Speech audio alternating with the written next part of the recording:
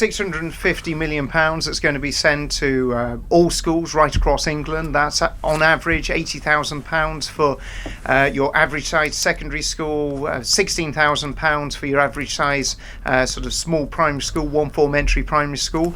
On top of that, there's an additional £350 million that's going to be going to schools for children with most disadvantage. So there's going to be a very targeted tutoring program on there.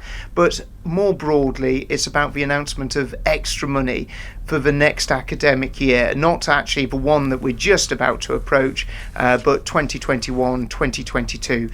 The Prime Minister had pledged and promised that we'd make sure that all primary schools got a minimum of £4,000 per pupil funding. We're going to hit that in the next academic year of 2021-2022, and a minimum of £5,000 per child going to secondary school. Well, we're hitting that this year, and we're increasing that to £5,150 for the next academic year. What does the money buy, Secretary of State?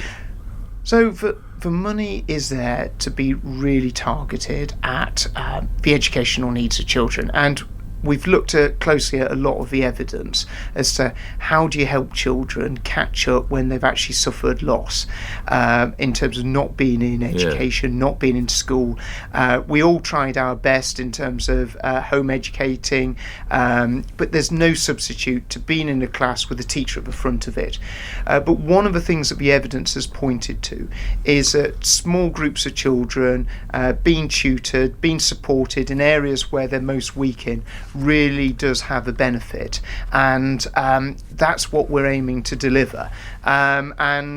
We've given schools guidance as to how best to spend their money. They've got the freedom to spend it how they wish, but we'd really encourage them to look at how they do these small group tuition, supporting children. You know, one child might be absolutely doing brilliant at English, but is really struggling with their maths or their science, and how do you give them that extra support? That might be outside of school hours, after school's finished. Some schools might even do Saturday camps. It's something that's been trialled in many schools around the country, but we're giving them the freedom to look at different ways how they can do it.